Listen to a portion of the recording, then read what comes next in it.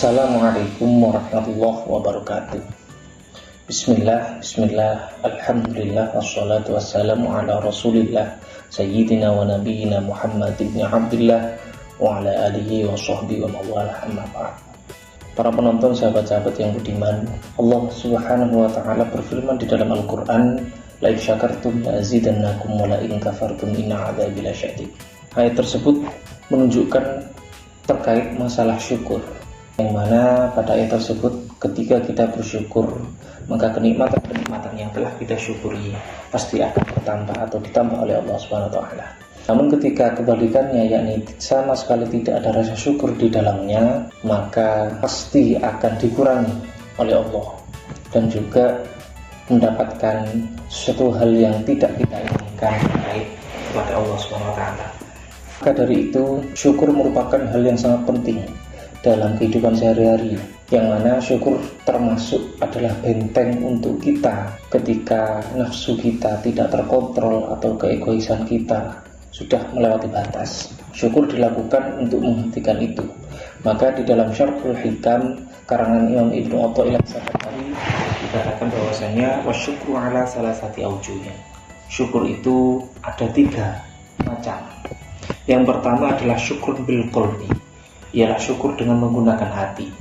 Syukur dengan menggunakan hati adalah kita meyakini bahwa apapun kenikmatan-kenikmatan yang telah Allah berikan kepada kita, itu adalah murni dari Allah Subhanahu wa taala sendiri, tanpa campur tangan dari usaha-usaha kita. Entah itu apapun yang kita miliki, sebenarnya itu adalah dari Allah Subhanahu wa taala.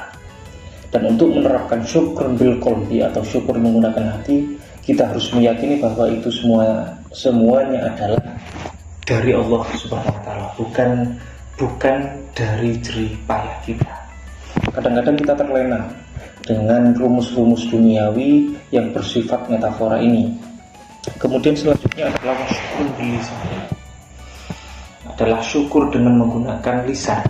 Artinya syukur yang terucap, entah itu lafaz alhamdulillah, entah itu ungkapan terima kasih. Dan juga di dalam syukur bil lisan terkait juga, yaitu memproklamirkan atau memberikan pernyataan bahwasanya kenikmatan-kenikmatan yang dia terima semuanya adalah anugerah dari Allah Subhanahu wa taala. Kemudian yang terakhir atau yang ketiga adalah wasyukrun bisairil jawarih.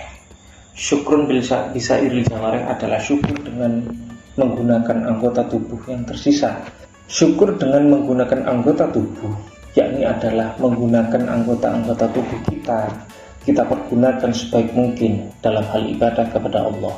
Karena bagaimanapun kenikmatan-kenikmatan Allah Subhanahu wa taala tidak hanya tercakup dalam satu hal atau bisa kita pandang dalam satu sisi. Seperti contoh, kenikmatan tidak hanya ada pada materi atau uang, namun juga ada pada kelengkapan anggota tubuh, kesadaran atau kemampuan untuk berpikir, keluarga, kemudian kesehatan. Semuanya itu adalah termasuk kenikmatan-kenikmatan dari Allah Subhanahu wa taala yang perlu kita syukuri. Di dalam zaman yang penuh dengan fasilitas ini, tentu banyak hal-hal yang sebetulnya rasa syukur adalah salah satu kunci bagaimana nafsu kita bisa terkontrol, keegoisan kita tidak melewati batas, dan akan menghargai apapun yang sebetulnya adalah milik kita, entah itu kesehatan yang masih ada